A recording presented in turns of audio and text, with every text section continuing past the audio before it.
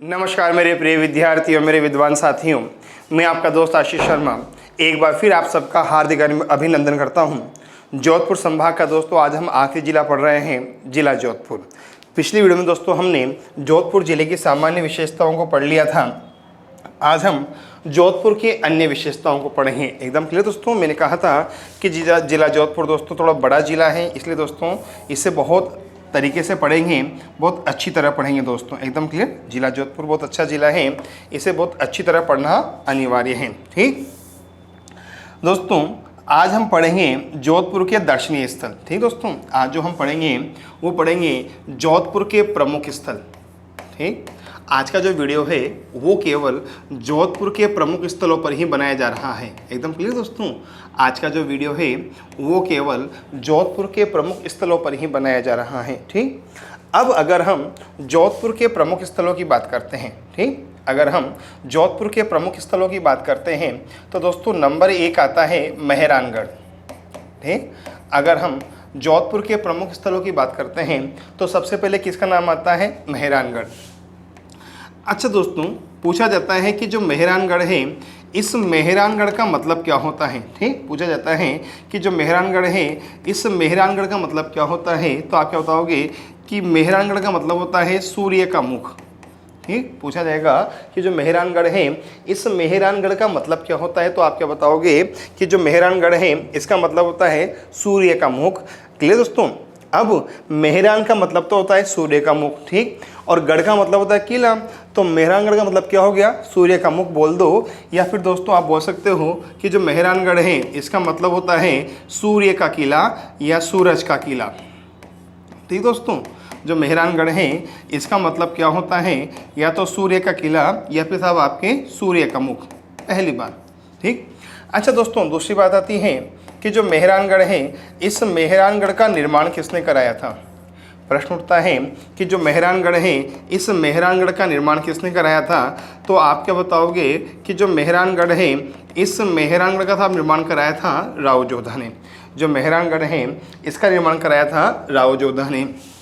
ठीक दोस्तों, जो राव जोधा है, दोस्तों जो राव जोधा है इन्हें कहा जाता है जोधपुर का वास्तविक संस्थापक। ठीक दोस्तों, जो राव जोधा है इन्हें कहा जाता है राठौड़ वंश का वास्तविक संस्थापक। क्लियर दोस्तों, जो राव जोधा है इन्हें कहा जाता है राठौड़ वंश का वास्तविक संस्थापक। ठीक, वे संस्थापक तो कौन हो गए? राव सिंह। संस्थापक तो कौन हो गए? राव सिंह। और वास्तविक संस्थापक कौन हो गए? राव जोधा। संस्थापक तो कौन हो गए? राव सिंह। और वास्तविक संस्थापक कौन हो गए? राव जोधा। दोस्तों, जो राव जोधा है इन्होंने की थी आवल बावल की संधि। ये दोस्तों, जो राव जोधा है इन्होंने की थी आवल बावल की संधि। क्लियर, ये था ध्यान रखना, इन्होंने की थी आवल बावल की संधि। और पूछा जाएगा ये संधि किस किस के बीच में हुई थी।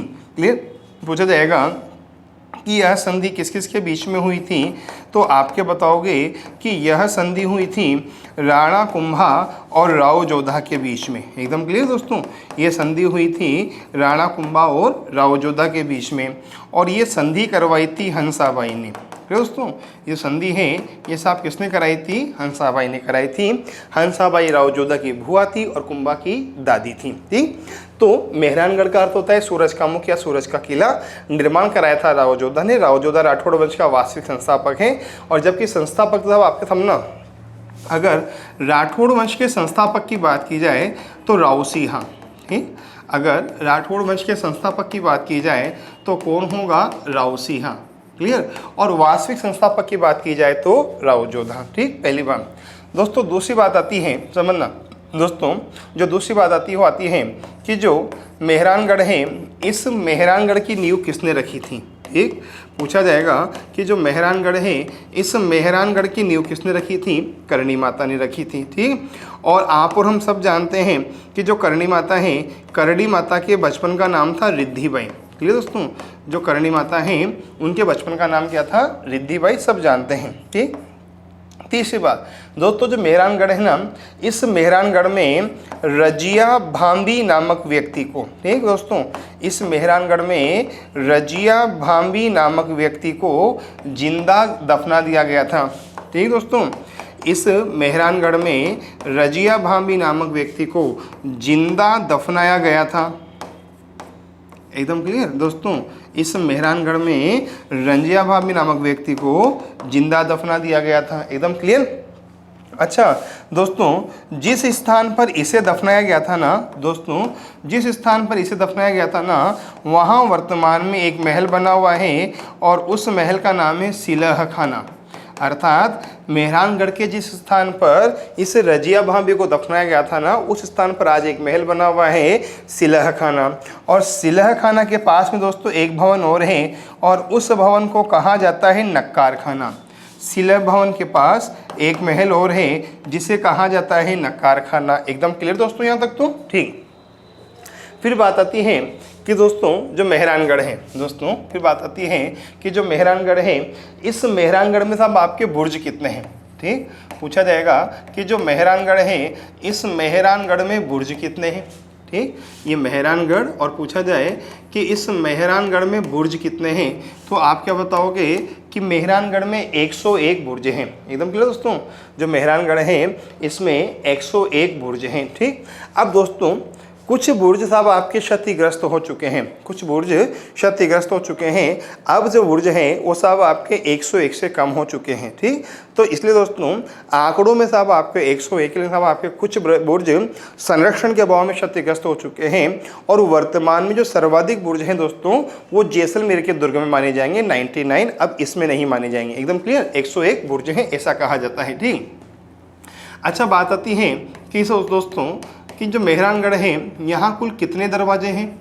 9 पूछा जाएगा कि जो मेहरानगढ़ है यहाँ कुल कितने दरवाजे हैं। 9 दरवाजे हैं। समझ जाओगे कि जो मेहरानगढ़ है दोस्तों, यहाँ कितने दरवाजे हैं। 9 दरवाजे हैं।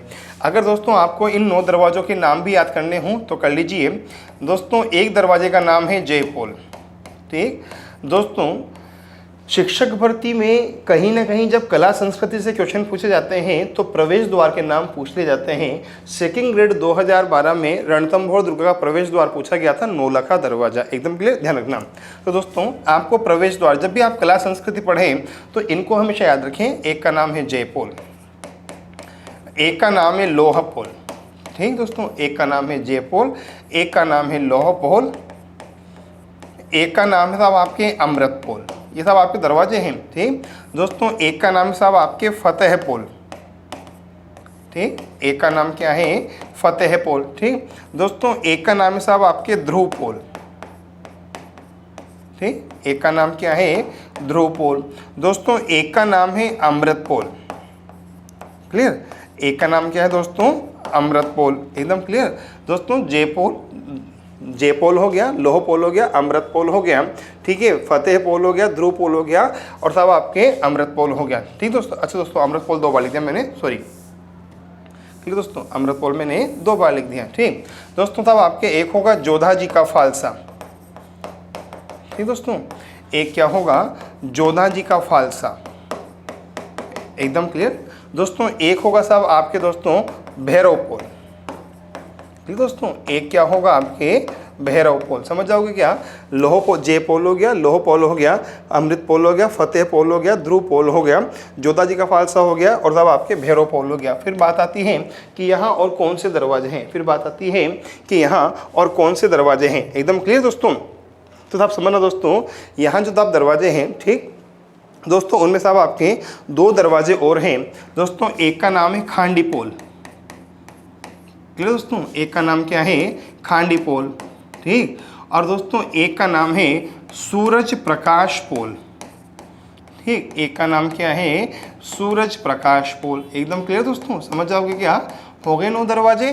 ठीक, जयपोल, लोहपोल, अमृतपोल, फतेहपोल, ध्रुवपोल, जोधा जी का फालसा, भैरवपोल, खांडीपोल और सूरज प्रकाश पोल, सब आपके ये हैं। यहाँ के सब आपके 9 प्रवेश द्वार। अच्छा दोस्तों समझना, जो जयपोल है ना दोस्तों, जो जयपोल हैं, इस जयपोल के निकट साहब आपके एक छतरी बनी हुई है। ठीक दोस्तों, जो साहब जयपोल है, इस जयपोल के निकट साहब आपके एक छतरी बनी हुई है। और दोस्तों पूछा जाए वो आप किसकी छतरी है, तो आप क्या बताओगे कीरत सिंह सोडा की छत्री। एकदम क्लियर दोस्तों, जो जे पोल है ना, इस जो पोल के निकट तब आपके कीरत सिंह सोडा की छत्री बनी हुई है। समझ जाओगे क्या, इस जे पोल के निकट साहब किसकी छत्री बनी हुई है, कीरत सिंह सोडा की छत्री बनी हुई है। तो इस लोह पोल के निकट साहब आपके दो छत्रियाँ बनी हुई हैं। इस लोह पोल के निकट दो छत्रियाँ बनी हुई हैं। एक तो है धन्ना की छत्री दोस्तों, एक तो किसकी छत्री है, धन्ना की छत्री। ठीक, एक तो है धन्ना की छत्री, ठीक, और दोस्तों एक है साहब आपकी भीवा की छत्री। धन्ना और भीवा की साहब आपके जो छत्री है ना, ये सब आपके कहाँ बनी हुई है साहब, आपके लोह पोल के निकट। दोस्तों इन दोनों छत्रियों को संयुक्त रूप से कहा जाता है मामा भांजे की छत्री। इन दोनों छत्रियों को संयुक्त रूप से कहा जाता है मामा भांजे की छत्री। समझ जाओगे क्या, इन दोनों छत्रियों को सब आपके क्या कहा जाता है, मामा भांजे की छत्री। और पूछा जाए कि इस सब आपकी छत्री में कितने स्तंभ हैं, 10 स्तंभ। ठीक, और पूछा जाए कि इस छत्री का निर्माण किसने कराया था, तो आप क्या बताओगे कि इस छत्री का निर्माण कराया था अजीत सिंह ने। एकदम क्लियर, जो ये छत्री है इसका साहब आपके निर्माण किसने कराया था, अजीत सिंह ने। और पूछा जाए दोस्तों, जो अजीत सिंह है ना, इस अजीत सिंह को कहा जाता है नृप निर्माता। जो अजीत सिंह है, इस अजीत सिंह को कहा जाता है नृप निर्माता। दोस्तों माना जाता है कि मुगल वंश के 7 शासकों को शासक बनाने में, मुगल वंश के 7 शासकों को शासक बनाने में साहब आपके मुगल वंश के 7 शासकों को शासक बनाने में अजीत सिंह का योगदान था। इसलिए दोस्तों अजीत सिंह नृप निर्माता कहलाते हैं। एकदम क्लियर, पहली बात एकदम क्लियर। अच्छा दोस्तों, राजस्थान के नृप निर्माता तो कौन हो गए, अजीत सिंह। ठीक, और पूछा जाए कि भारत में, क्लियर, पूछा जाए कि मध्यकालीन भारत में नृप निर्माता किसे कहा जाता है। ठीक, देखो राजस्थान के नृप निर्माता तो कौन हो गए, अजीत सिंह। ठीक, और पूछ लिया जाए कि मध्यकाल का नृप निर्माता, मध्यकालीन भारत में, मध्यकालीन भारत में नृप निर्माता किसे कहा जाता है, मध्यकालीन भारत में नृप निर्माता किसे कहा जाता है, तो आप क्या बताओगे कि मध्यकालीन भारत में सैयद बंधुओं को। ठीक दोस्तों, मध्यकालीन भारत में सैयद बंधुओं को नृप निर्माता कहा जाता है। समझ जाओगे ना, मध्यकालीन भारत में सैयद बंधुओं को नृप निर्माता कहा जाता है। ठीक, तो साहब आपके मेहरानगढ़ दुर्ग में साहब आपके 9 प्रवेश द्वार है और 101 बुर्ज हैं। कुछ बुर्ज अब क्षतिग्रस्त हो चुके हैं जो 101 से कम हैं, और साहब आपके वर्तमान में जो सर्वाधिक बुर्ज है वो जैसलमेर दुर्ग में है 99। ठीक, अब साहब आपके यहाँ सब आपके जयपुर लोह पोल हो गया दोस्तों। ठीक, और साहब जयपुर के साथ निकट किया है दोस्तों आपके कीरत सिंह सोडा की छत्री। अगर पूछ लिया जाए कि कीरत सिंह सोडा की छत्री का निर्माण किसने कराया था, पूछ लिया जाए कि जो कीरत सिंह सोडा है इसकी छत्री का निर्माण किसने कराया था, तो आप क्या बताओगे, मान सिंह राठौड़ ने।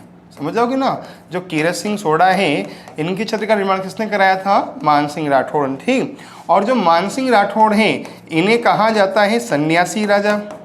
समझ जाओगे क्या, जो मान सिंह राठौड़ है इन्हें क्या कहा जाता है, सन्यासी राजा। समझ जाओगे क्या दोस्तों, एकदम क्लियर।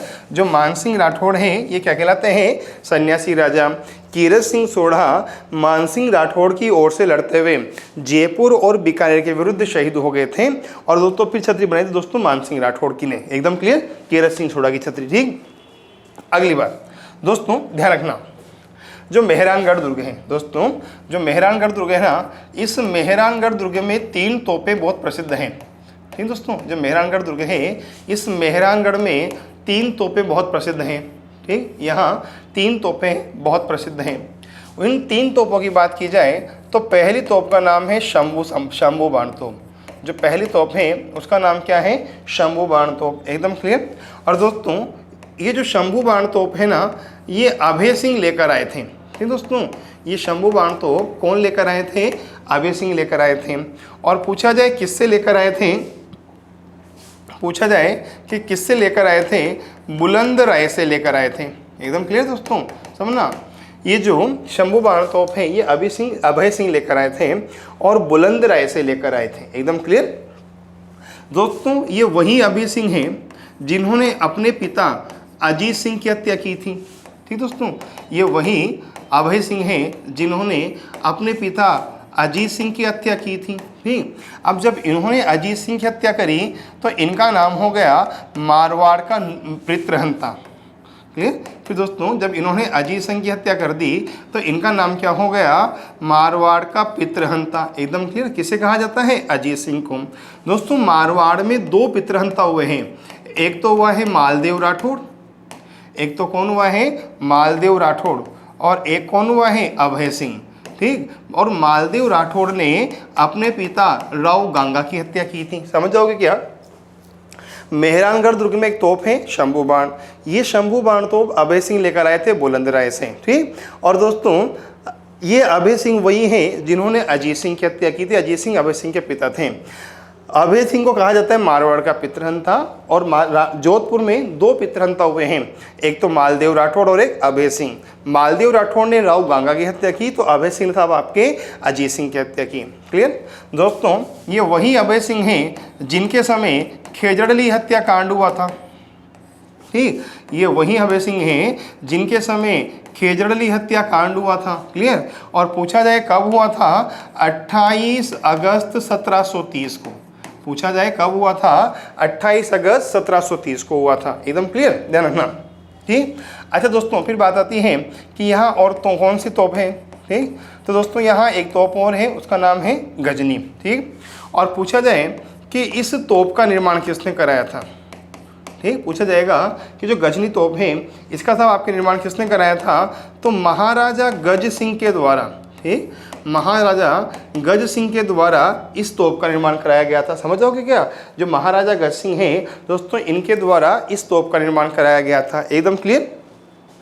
फिर बात आती है कि जो गज सिंह है ना ये किसके समकालीन थे, तो आप क्या बताओगे कि जो गज सिंह है ना ये जहांगीर के समकालीन थे। समझ जाओगे दोस्तों, जो गज सिंह हैं ये किसके समकालीन थे, जहांगीर के समकालीन थे। समझ जाओगे दोस्तों, जो गज सिंह हैं ये गज सिंह साहब किसके समकालीन थे, जहांगीर के समकालीन थे। समझ जाओगे दोस्तों। ठीक, फिर बात आती है कि अगर गज सिंह जहांगीर के समकालीन थे तो जहांगीर के द्वारा गज सिंह को साहब आपके क्या नाम दिया गया था। एकदम क्लियर। अगर गज सिंह जहांगीर के समकालीन थे तो जहांगीर के द्वारा गज सिंह को क्या नाम दिया गया था, सब ध्यान होना। जहांगीर के द्वारा गज सिंह को दलथम्बन की उपाधि दी गई थी। समझ जाओगे दोस्तों, जहांगीर के द्वारा गज सिंह को दलथम्बन की उपाधि दी गई थी। एकदम क्लियर। समझ जाओगे क्या। गजनी तोप का निर्माण करा था आपके किसने, दोस्तों मेहरानगढ़ में एक तोप कौन सी हो गई, शंभू बाण तोप। ठीक, और दोस्तों एक तोप कौन सी हो गई, गजनी तोप। ये मैं तोप भी लिख रहा हूँ ताकि समझ जाओ। ठीक, और गजनी तोप का निर्माण किसने कराया, गज सिंह ने जहांगीर के शासनकाल में। जहांगीर ने इनको दलथम्बन कहा था, ध्यान रखना। ठीक दोस्तों यहाँ एक तोप और है और उस तोप का नाम है किलकिला तोप। ठीक, एक तोप और है और उसका नाम है किलकिला तोप। और पूछा जाएगा कि इस किलकिला तोप का निर्माण किसने कराया था, तो आप क्या बताओगे कि इस किलकिला तोप का निर्माण कराया था अजीत सिंह ने। किसने कराया था, अजीत सिंह ने कराया था। एकदम क्लियर। जो किलकिला तोप है इसका निर्माण किसने कराया था, अजीत सिंह ने। क्लियर दोस्तों। जो अजीत सिंह है ना दोस्तों, जो अजीत सिंह है इस अजीत सिंह की एक धाय थी और अजीत सिंह की धाय का नाम था गोरा धाय। जो अजीत सिंह है इस अजीत सिंह की एक धाय थी और धाय का नाम था गोरा धाय। ठीक, और दोस्तों जो गोरा धाय है ना इस गोरा धाय को कहा जाता है मारवाड़ की पन्ना धाय। जो गोरा धाय है इसे कहा जाता है मारवाड़ की पन्ना धाय। ठीक, और दोस्तों इस जो गोरा धाय है इस गोरा धाय का जो उल्लेख है ना वो मारवाड़ के राष्ट्रगीत में किया गया है। क्लियर। ये जो गोरा धाय है इसका उल्लेख मारवाड़ के राष्ट्रगीत में किया गया है। क्लियर। जो गोरा धाय है इसका उल्लेख मारवाड़ के राष्ट्रगीत में किया गया है। और पूछा जाए कि मारवाड़ का राष्ट्रगीत कौन सा है, धूसा। पूछा जाए कि जो मारवाड़ है इस मारवाड़ का था आपके राष्ट्रगीत कौन सा है, धूसा। समझ जाओगे क्या। जो मारवाड़ है इस मारवाड़ का था आपके राष्ट्रगीत कौन सा था, आपके धूसा। एकदम क्लियर यहाँ तक। फिर बात आती है दोस्तों अगली बार। हो गई तीन तोपें, शंभू बाण, गजनी और किलकिला। ये तीन तोपें साहब आपके कहाँ दोस्तों, किसमें साहब आपके मेहरानगढ़ में। ठीक दोस्तों, मेहरानगढ़ में एक मस्जिद भी है। क्लियर। मेहरानगढ़ में एक मस्जिद भी है और दोस्तों उस मस्जिद का नाम है साहब आपके सूरी मस्जिद। मेहरानगढ़ में एक मस्जिद भी है और उस मस्जिद का नाम है सूरी मस्जिद। क्लियर। और पूछा जाए कि इस मस्जिद का निर्माण किसने कराया था, तो आप क्या बताएंगे कि शेर शाह सूरी के द्वारा, शेर शाह सूरी के द्वारा इस मस्जिद का निर्माण कराया गया था। समझ जाओगे ना, शेर शाह सूरी ने इस मस्जिद का निर्माण कराया था। ठीक। अच्छा दोस्तों, जो शेर शाह सूरी है ना, इसके बचपन का नाम पूछा जाए कि साहब आपके जो साहब शेर शाह सूरी हैं, इसके बचपन का नाम क्या था, फरीद। क्लियर। और फरीद को जो शेर शाह का नाम दिया था वो दिया था बहार खां लोहानी ने। क्लियर। फरीद को जो शेर शाह का नाम दिया था वो किसने दिया था, बहार खां लोहानी ने। और पूछा जाए कि शेर शाह सूरी का मकबरा कहाँ है, सहसराम में। क्लियर दोस्तों, शेर शाह सूरी है, इसका मकबरा कहाँ है, सहसराम बिहार में किसका, शेर शाह सूरी का मकबरा है। ठीक।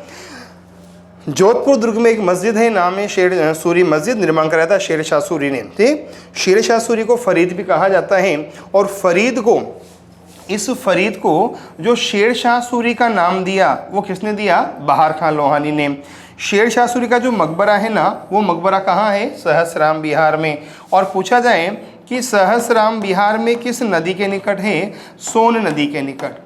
सब किसके निकट हैं, सोन नदी के निकट। दोस्तों, जो सहसराम बिहार है ना, ये देश की पहली महिला लोकसभा अध्यक्ष मीरा कुमार का संसदीय क्षेत्र है। समझो ना दोस्तों, जो सहसराम बिहार है ये देश की पहली महिला लोकसभा अध्यक्ष मीरा कुमार का संसदीय क्षेत्र है। क्लियर। और मीरा कुमार के पिता का नाम था जगजीवन राम। मीरा कुमार के पिता का नाम क्या था, जगजीवन राम। और जगजीवन राम देश के पहले दलित उप प्रधानमंत्री बने थे मोरारजी देसाई के शासनकाल में। मीरा कुमार के पिता का नाम है जगजीवन राम और जगजीवन राम पहली बार देश के दलित उप प्रधानमंत्री बने थे मोरारजी देसाई के शासनकाल में। और मोरारजी देसाई पहले गैर कांग्रेसी प्रधानमंत्री कहलाते हैं, जबकि वास्तविक गैर कांग्रेसी प्रधानमंत्री अटल बिहारी वाजपेयी कहलाते हैं। मोरारजी देसाई के शासनकाल में ही 44वां संविधान संशोधन अधिनियम पारित किया गया था। कभी न कभी इन सब चर्चा करेंगे। ठीक।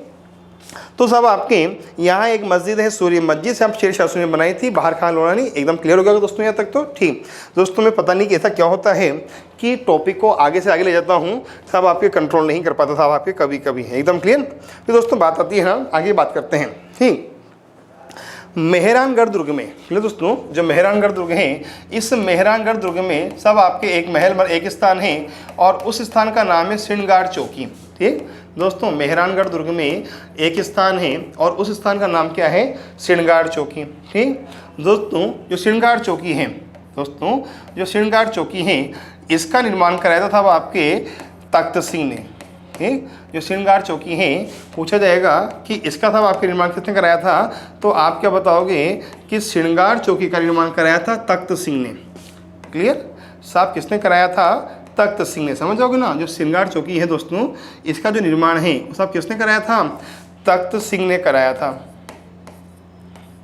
एकदम क्लियर। ठीक।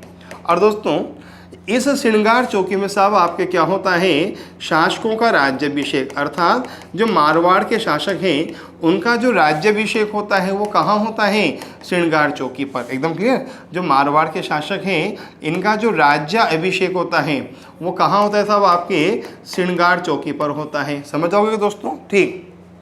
पहली बात दोस्तों, ये वही तख्त सिंह हैं, दोस्तों ये वही तख्त सिंह हैं जिन्होंने 1857 की क्रांति में अंग्रेजों का सहयोग किया था। समझ जाओगे ना दोस्तों, ये वही तख्त सिंह हैं जिन्होंने 1857 की क्रांति में अंग्रेजों का सहयोग किया था। समझ जाओगे क्या, यह वही तख्त सिंह हैं जिन्होंने 1857 की क्रांति में अंग्रेजों का सहयोग किया था। एकदम क्लियर है दोस्तों। और दोस्तों ये वही तख्त सिंह हैं जिन्होंने 18 सितंबर 1857 को चेलावास के युद्ध में भाग लिया था। समझोगे ना, ये वही तख्त सिंह हैं जिन्होंने 18 सितंबर 1857 को चेलावास के युद्ध में भाग लिया था। क्लियर। चेलावास के युद्ध में भाग लिया था। समझ जाओगे दोस्तों, ये वही तख्त सिंह हैं दोस्तों जिन्होंने 18 सितंबर 1857 को चेलावास के युद्ध में भाग लिया था। ठीक, और दोस्तों चेलावास का युद्ध है ना, इसे ही कहा जाता है गोरा काला का युद्ध। समझ जाओगे क्या, जो चेलावास का युद्ध है इसे ही कहा जाता है गोरा काला का युद्ध। ठीक, और दोस्तों ये युद्ध लड़ा गया था कुशार सिंह चंपावत। समझ जाओगे ना दोस्तों, ये युद्ध लड़ा गया था कुशार सिंह चंपावत और मेक मेसन के बीच में। ठीक, और दोस्तों इसी युद्ध में मेक मेसन की हत्या करके इसकी गर्दन को काटकर आउवा के किले के प्रवेश द्वार पर लटका दिया गया था। समझ जाओगे दोस्तों, एकदम क्लियर, ये वही तख्त सिंह हैं। ठीक, अगली बात दोस्तों, जो मेहरानगढ़ है ना, इस मेहरानगढ़ को सब आपके कहा जाता है दोस्तों, जो मेहरानगढ़ है इसे कहा जाता है दुनिया का 8वां अजूबा। समझ ना, ये जो हमारा मेहरानगढ़ है, क्लियर, इसे कहा जाता है विश्व का 8वां अजूबा। क्लियर, इसे क्या कहा जाता है, विश्व का 8वां अजूबा या 8वां आश्चर्य। क्लियर, और पूछा जाए कि इसे विश्व का 8वां आश्चर्य किसने कहा है, जैकलिन कैनेडी ने। क्लियर दोस्तों, इसे विश्व का 8वां आश्चर्य किसने कहा है, जैकलिन कैनेडी ने। एकदम क्लियर, जैकलिन कैनेडी के द्वारा साहब आपके इसे विश्व का 8वां आश्चर्य कहा गया है। ठीक दोस्तों, ये जो मेहरानगढ़ दुर्ग है इसके बारे में कहा गया है कि इस दुर्ग का निर्माण, क्लियर, कहा गया है कि इस दुर्ग का निर्माण परियों और फरिश्तों ने कराया है। एकदम क्लियर दोस्तों, कहा गया है कि इस दुर्ग का निर्माण परियों और फरिश्तों ने कराया है। साहब किसने कराया है, परियों और फरिश्तों ने कराया है। ऐसा कहा गया है कि इस दुर्ग का निर्माण परियों और फरिश्तों ने कराया है। ठीक, और पूछा जाए कि ऐसा किसने कहा है, तो आप क्या बताओगे कि रूडयार्ड किपलिंग के द्वारा, रूडयार्ड किपलिंग के द्वारा कहा गया है कि साहब आपके इस दुर्ग का निर्माण परियों और फरिश्तों ने कराया है। समझ जाओगे क्या, रूडयार्ड किपलिंग ने कहा है कि इस दुर्ग का निर्माण परियों और फरिश्तों ने कराया है। और रूडयार्ड किपलिंग ने तारागढ़ बूंदी के संदर्भ में कहा है कि तारागढ़ बूंदी का निर्माण साहब आपके, तारागढ़ बूंदी का साहब आपके निर्माण दोस्तों भूतों और प्रेतों के द्वारा कराया गया है। साहब किसके द्वारा कराया गया है, भूतों और प्रेतों के द्वारा कराया गया है। समझ गए दोस्तों, ये था दोस्तों आपका मेहरानगढ़ और मेहरानगढ़ की था आपके विशेषताएं। ठीक दोस्तों, ये था आपका मेहरानगढ़ और मेहरानगढ़ की विशेषताएं। सूरज का मुख कहलाता है, सूरज का किला कहलाता है। ये पूरी विशेषताएं दोस्तों मैंने आपके सामने प्रस्तुत कर दी हैं। एकदम क्लियर। चलो दोस्तों आगे, यहाँ तक कोई डाउट हो तो पूछ लीजिए आप, नहीं भी हो। अब नेक्स्ट बात करते हैं। ठीक, अब अगर हम जोधपुर का दूसरा दर्शनीय स्थल लेते हैं, अगर हम जोधपुर का साहब आपके दूसरा दर्शनीय स्थल लेते हैं तो वो कौन सा लेंगे हम, जसवंत थड़ा। एकदम क्लियर दोस्तों, क्या लेंगे हम, जसवंत थड़ा। एकदम क्लियर, जसवंत थड़ा। दोस्तों भी बात आती है कि साहब जो जसवंत थड़ा है इसका निर्माण किसने कराया था। ठीक, जो जसवंत थड़ा है इसका था आपके जो निर्माण है वो किसने कराया था, तो आप क्या बताओगे, सरदार सिंह के द्वारा जसवंत थड़ा का निर्माण कराया गया था। ठीक, अच्छा पूछा जाएगा कि जो जसवंत थड़ा है ये किसकी स्मृति में बनाया गया था। पूछा जाएगा कि साहब आपके जो जसवंत थड़ा है ये किसकी स्मृति में बनाया गया था, तो आप क्या बताओगे कि साहब आपके जो जसवंत थड़ा है ये जसवंत सिंह द्वितीय की स्मृति में बनाया गया था। ठीक, अच्छा पूछा जाएगा कि साहब जो जसवंत थड़ा है इसका निर्माण कब हुआ है, तो आप क्या बताओगे 1899 से लेकर 1906 के बीच में साहब आपके जसवंत थड़ा का निर्माण हुआ है। ठीक, फिर बात आती है कि जो जसवंत थड़ा है इसे क्या बोलते हैं, राजस्थान का ताजमहल। एकदम क्लियर, जो जसवंत थड़ा है इसे क्या बोलते हैं दोस्तों, आपके राजस्थान का ताजमहल। समझ जाओगे ना कि जो जसवंत थड़ा इसे हम क्या बोलते हैं, राजस्थान का ताजमहल। और राजस्थान के जो अन्य ताजमहल थे उन पर हम चर्चा कर चुके हैं, यहाँ नहीं करेंगे, समय का व्यर्थ गंवाना होगा। ठीक, निर्माण कराया सरदार सिंह ने स्मृति में, जसवंत सिंह द्वितीय की स्मृति में। क्लियर, और निर्माण हुआ 1899 से लेकर 1906 के बीच में। और ये क्या कहलाता है, राजस्थान का ताजमहल मेहरानगढ़ दुर्ग के पास में ही बना हुआ है। ठीक दोस्तों, ये वही जसवंत सिंह हैं दोस्तों, ये वही जसवंत सिंह हैं जिनके शासनकाल में दयानंद सरस्वती का जोधपुर में आगमन हुआ था। एकदम क्लियर दोस्तों, यह वही जसवंत सिंह हैं जिनके शासनकाल में दयानंद सरस्वती का जोधपुर आगमन हुआ था। समझ जाओगे क्या दोस्तों, यह वही जसवंत सिंह हैं जिनके शासनकाल में दयानंद सरस्वती का जोधपुर आगमन हुआ था। एकदम क्लियर, पहली बात। ठीक, अच्छा दोस्तों, जसवंत सिंह की गणिका का नाम था नन्ही जान। क्लियर, जो जसवंत सिंह हैं इनकी गणिका का नाम था नन्ही जान। ठीक, और दोस्तों इसी नन्ही जान के द्वारा दयानंद सरस्वती को विष दिया गया था। क्लियर दोस्तों, इसी नन्ही जान के द्वारा दयानंद सरस्वती को साहब क्या दिया गया था, विष दिया गया था। किसने दिया था, नन्ही जान ने। ठीक, और दोस्तों इसी कारण आगे जाकर दयानंद सरस्वती का देहांत हो गया था। एकदम क्लियर, आगे जाकर साहब आपके इनका देहांत हो गया था। ठीक, और पूछा जाएगा कि साहब दयानंद सरस्वती का देहांत कब हुआ था, 1883 में। और पूछा जाएगा कि कहाँ हुआ था, अजमेर में हुआ था। कहाँ हुआ था, अजमेर में हुआ था। समझ जाओगे क्या। ठीक, जसवंत सिंह की स्मृति में जसवंत थड़ा बनाया गया, और जसवंत सिंह साहब आपके दोस्तों जसवंत सिंह के शासनकाल में ही दयानंद सरस्वती का जोधपुर आगमन हुआ था। जसवंत सिंह की दासी का नाम था नन्ही जान, और नन्ही जान के द्वारा दयानंद सरस्वती को विष दिया गया था, जो कि इनकी देहांत का प्रमुख कारण था। ठीक, इनका देहांत हुआ था आपके 1883 में अजमेर में हुआ था। क्लियर, और दोस्तों जो अजमेर है ना, इस अजमेर में साहब आपके दयानंद सरस्वती के द्वारा आर्य समाज की स्थापना की गई थी। ठीक दोस्तों, अजमेर में दयानंद सरस्वती के द्वारा आर्य समाज की स्थापना की गई थी। एकदम क्लियर, और पूछा जाएगा कि दयानंद सरस्वती ने अजमेर में आर्य समाज की स्थापना कब की। ठीक, दयानंद सरस्वती ने अजमेर में आर्य समाज की स्थापना कब की, तो आप क्या बताओगे, 13 फरवरी 1883 को। कब करी, 13 फरवरी 1883 को। और पूछा जाए कि दयानंद सरस्वती ने भारत में आर्य समाज की स्थापना कब की, तो आप क्या बताओगे, 10 अप्रैल 1875 को। क्लियर, और पूछा जाए कहाँ की, बम्बई में। और बम्बई का था निर्माता संस्थापक कौन है, गेरीबाल्ड आंगिया। ठीक, अच्छा दोस्तों ध्यान ना, दोस्तों जो दयानंद सरस्वती है ना, इनके द्वारा 4 शब्द दिए गए थे। एक तो स्वराज, सबसे पहले था जो स्वराज शब्द है वो किसने लिखा था, दयानंद सरस्वती ने। ठीक, स्वशासन, ये शब्द साहब सबसे पहले किसने लिखा था, दयानंद सरस्वती ने। स्वभाषा, ये शब्द भी सबसे पहले किसने लिखा था, दयानंद सरस्वती ने। और स्वदेशी, ठीक, तो स्वराज, स्वभाषा, स्वदेशी और स्वशासन, ये जो 4 शब्द हैं ये सब किसने लिखे थे, दयानंद सरस्वती ने।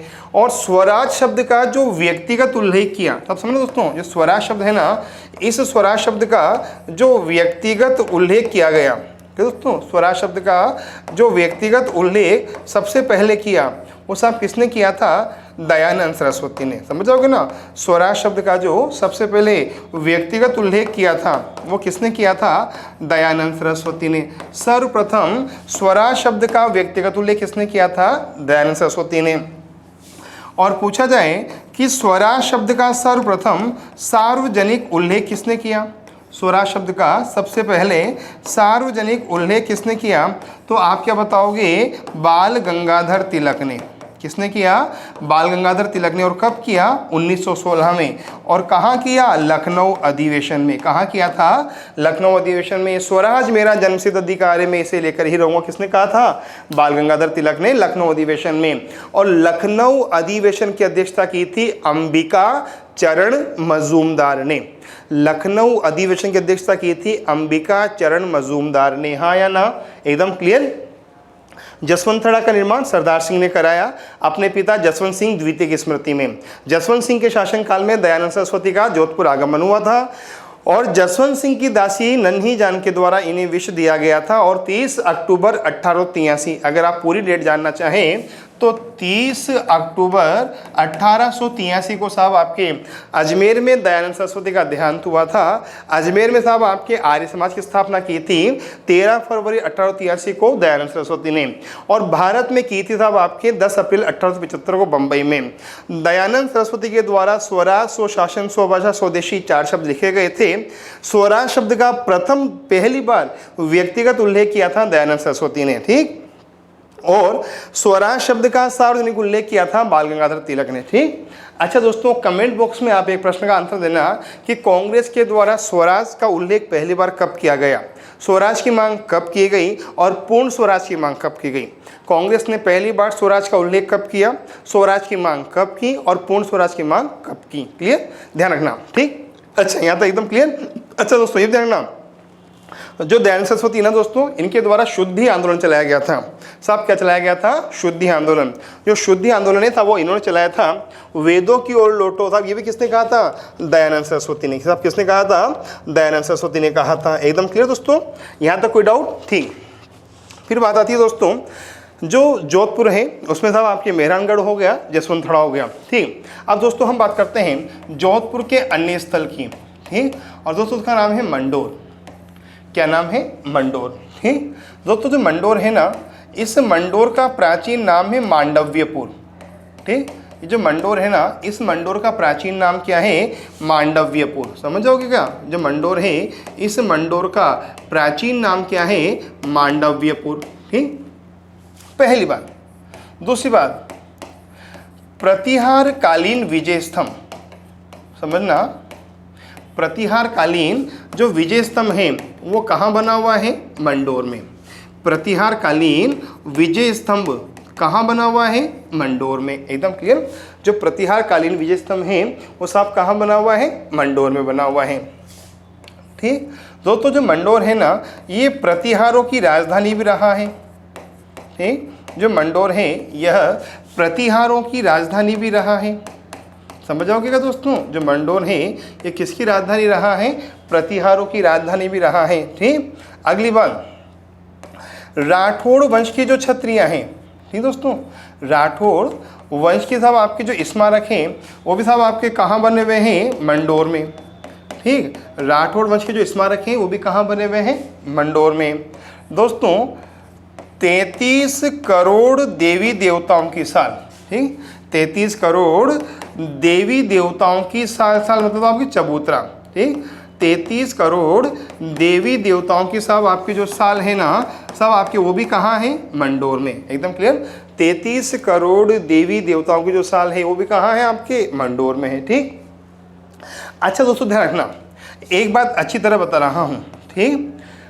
हिंदू धर्म में 33 करोड़ देवी देवता नहीं हैं, केवल 33 कोटि देवता हैं, ठीक दोस्तों। हिंदू धर्म में केवल 33 कोटि देवता हैं। क्लियर। अच्छा दोस्तों, इस कोटि का मतलब होता है प्रकार। क्लियर। सब आपकी क्या होता है? प्रकार। तो दोस्तों हिंदू धर्म में आप केवल 33 प्रकार के देवी देवता हैं, जबकि 33 प्रकार के देवी देवता हैं। और हमने क्या किया कि इस कोटि शब्द का मतलब ले लिया करोड़ से, ठीक। और हमने क्या बोल दिया? 33 करोड़ देवी देवताओं के साथ। दोस्तों कल्पना करना, अगर 33 करोड़ देवताओं का मंदिर बनेगा तो मंडोर छोटा पड़ जाएगा। एकदम क्लियर। तो करोड़ का बना दोस्तों, वैदिक काल में आर्य 33 कोटि देवी देवताओं की पूजा करते थे। कोटि का मतलब प्रकार। तो आर्य 33 प्रकार के देवताओं की पूजा करते थे और उन्हें प्रकार को कोटि बोलते थे। तो साहब हमने कोटि का मतलब क्या ले लिया? करोड़। तो यहां केवल 33 प्रकार के देवी देवताओं के मंदिर हैं, न कि 33 करोड़ देवी देवताओं के मंदिर हैं, ठीक। तो भारत के साहब आपके हिंदू धर्म में 33 प्रकार के देवता होते हैं। क्लियर। और दोस्तों ये साहब आपके जो 33 प्रकार के देवता होते हैं ना, इन 33 प्रकार के देवताओं को हम 3 भागों में बांटते हैं, ठीक।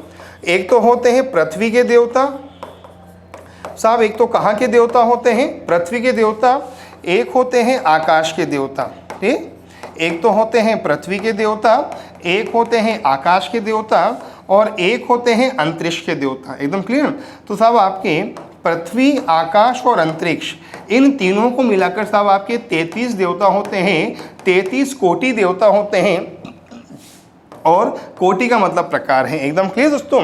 तो मंडोर में मांडव्यपुर प्राचीन नाम है, प्रतिहार कालीन विजय स्तंभ यहाँ है, प्रतिहारों की राजधानी रहा है। ठीक, राठौड़ में सब आपके क्षत्रियाँ मंडोर में बनी हुई हैं। ठीक है दोस्तों, जो राठौड़ वंश है सब इनकी छत्रियाँ कहाँ बनी हुई है? मंडोर में। और 33 कोटि देवताओं के मंदिर बने हुए हैं मंडोर में। और सब आपके 33 का मतलब होता है 33 प्रकार के देवता हैं, न कि 33 करोड़ हैं। हिंदू धर्म में साहब आपके 33 प्रकार के देवता हैं, जिन्हें साहब आपके 3 भागों में डिवाइड किया गया है, पृथ्वी के देवता, आकाश के देवता और अंतरिक्ष के देवता। जब दोस्तों कभी हम भारत का इतिहास पढ़ेंगे तो इन 33 देवताओं के बारे में पढ़ेंगे। फिलहाल तो दोस्तों हम पढ़ना पॉसिबल नहीं है। एकदम क्लियर। चलो आगे। फिर दोस्तों बात आती है समझना। यहाँ तो हो गया था क्लियर। अब सब समझना दोस्तों अगली बात। ठीक दोस्तों, जो मंडोर है ना, ये सब आपके मंडोर रावण का ससुराल भी रहा है। ठीक है दोस्तों, जो मंडोर है ना, ये सब आपके यहाँ रावण का ससुराल भी रहा है। ठीक दोस्तों, जो मंडोर है, इस मंडोर में उत्तर भारत का, दोस्तों इस मंडोर में उत्तर भारत का एकमात्र रावण मंदिर भी बनाया जा रहा है। ठीक, इस मंडोर में उत्तर भारत का एकमात्र रावण मंदिर भी बनाया जा रहा है। समझ जाओगे क्या? मंडोर साहब आपके रावण का ससुराल रहा है और साहब आपके यहाँ उत्तर भारत का एकमात्र साहब आपके रावण मंदिर भी बनाया जा रहा है। एकदम क्लियर दोस्तों। यहाँ साहब आपके एकमात्र रावण मंदिर साहब किसका बनाया जा रहा है दोस्तों? आपके दोस्तों रावण मंदिर बनाया जा रहा है। एकदम क्लियर। ठीक दोस्तों, फिर बात करते हैं अगली। ठीक, अच्छा दोस्तों, यहाँ जो साहब आपके दोस्तों, यहाँ साहब आपके जो रावण मंदिर बनाया जा रहा है ना, और पूछा जाए कि उस मंदिर के वास्तुकार कौन है। ठीक, पूछा जाए कि जो रावण मंदिर बनाया जा रहा है, इस मंदिर के वास्तुकार कौन है? क्लियर। तो आप क्या बताओगे कि उस मंदिर के वास्तुकार हैं चुन्नीलाल। ठीक, पूछा जाए कि इस रावण मंदिर के वास्तुकार कौन है? चुन्नीलाल। और पूछा जाए कि यहाँ जो रावण की मूर्ति है वो किस मुद्रा में है? ठीक, तो आप क्या बताओगे कि साहब आपके यहाँ जो रावण की मूर्ति है ना, वह अनुग्रहित मुद्रा में बनाई जा रही हैं। क्लियर, वो साहब किस मुद्रा में बनाई जा रही हैं? अनुग्रहित मुद्रा में बनाई जा रही है। एकदम क्लियर दोस्तों, ध्यान रखना। ठीक, कभी कभी प्रशासनिक परीक्षाओं में सवाल आ जाते हैं। ठीक, अगली बात दोस्तों, आपके जो मंडोर हैं, ये मंदोदरी के पीहर के लिए भी जाना जाता है। ठीक, जो मंडोर है ये मंदोदरी के पीहर के लिए भी जाना जाता है। एकदम क्लियर दोस्तों। चलो आगे यहाँ तक क्लियर। अगली बात। ठीक, अब दोस्तों समझना, इस मंडोर के निकट दोस्तों, ये जो मंडोर है ना, इस मंडोर के निकट साहब आपके दोस्तों एक स्मारक है और उस स्मारक का नाम है एक थंबा महल। समझोगे क्या? जो मंडोर है, इस मंडोर के निकट एक स्मारक है और उस स्मारक का नाम क्या है? एक थंबा महल। मंडोर के निकट एक स्मारक के नाम क्या है? एक थंबा महल। और दोस्तों इस एक थंबा महल को कहा जाता है प्रहरी मीनार। जो एक थंबा महल है इसे क्या कहा जाता है? प्रहरी मीनार। ठीक, अच्छा दोस्तों बात आए कि जो एक थंबा महल है, इस एक थंबा महल का निर्माण किसने कराया था? ठीक, पूछा जाए कि इस एक थंबा महल का निर्माण किसने कराया था, तो आप क्या बताओगे कि इसका निर्माण कराया था अजीत सिंह ने। समझ जाओगे क्या? पूछा जाए कि जो एक थंबा महल है, इस एक थंबा महल का निर्माण किसने कराया था? अजीत सिंह ने। दोस्तों जब मैं कभी कभी इधर साइड में जाता हूँ ना, तो केवल पानी पीने जाता हूँ। एकदम क्लियर, अदरवाइज कोई और रिलेशन नहीं होता है। तो यहाँ साहब आपके जो एक इमारत है एक थंबा महल, सब आपके उसका निर्माण कराया था अजीत सिंह ने। ठीक, अच्छा पूछा जाए कि सब आपकी जो इमारत है ये किससे बनी हुई है? लाल और बलुआ पत्थर से। क्लियर, पूछा जाए कि जो इमारत है ये किससे बनी हुई है? लाल और बलुआ पत्थर से बनी हुई है। सब किससे बनी हुई है? लाल और बलुआ पत्थर से बनी हुई है। क्लियर दोस्तों, समझ जाओगे कि दोस्तों?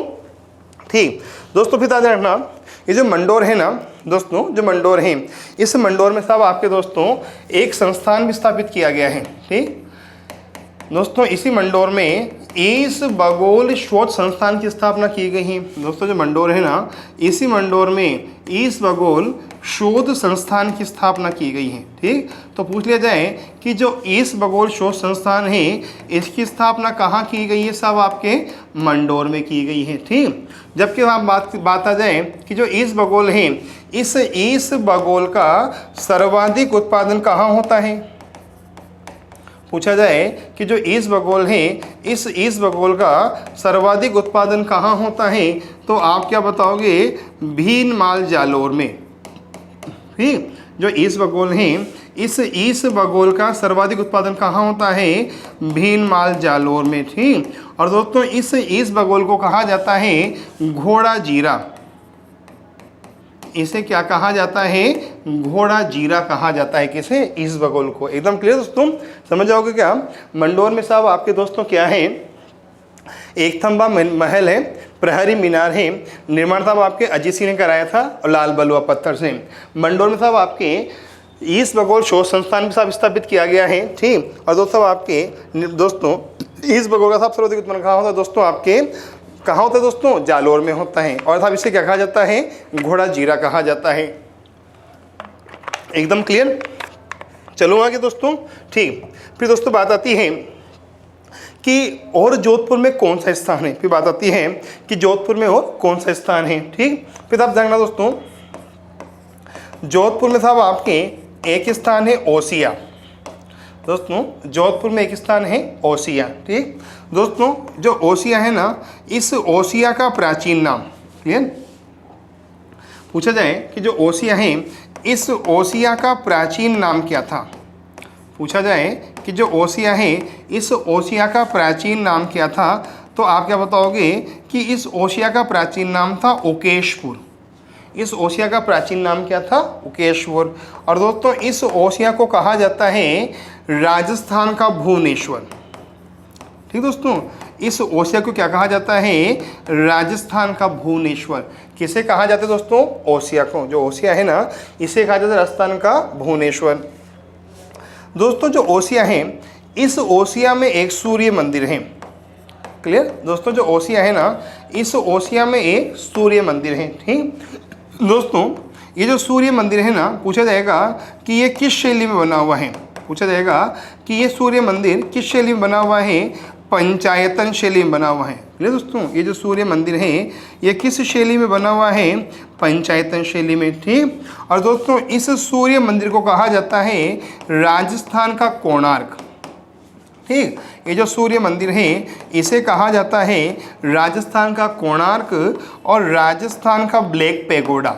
समझोगे क्या? जो सूर्य मंदिर है, इसे कहा जाता है राजस्थान का कोणार्क और राजस्थान का ब्लैक पैगोडा। क्लियर दोस्तों, क्या कहा जाता है?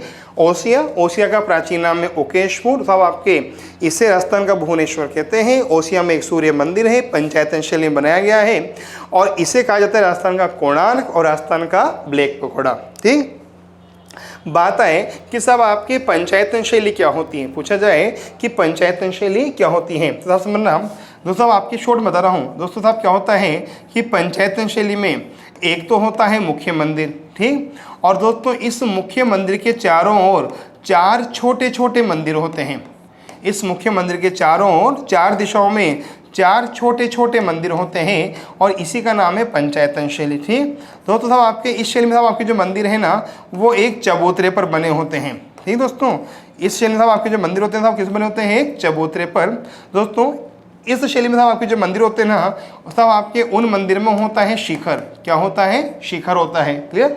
शिखर होना अनिवार्य होता है। ठीक दोस्तों, ऐसे जो मंदिर बनते हैं पंचायतन शैली के, उनमें गर्भगृह भी होता है। क्या होता है? गर्भगृह। और दोस्तों जो ऐसे मंदिर होते हैं, उनमें साहब आपके क्या होता है? प्रदक्षिणा पद भी होता है। क्या होता है? प्रदक्षिणा पद भी होता है। समझ जाओगे दोस्तों? ठीक, देखो मैं आपको थोड़ा सा बता दूं डायग्राम से कि पंचायतन शैली कैसी दिखती है। ठीक, ये तो एक मंदिर होता है।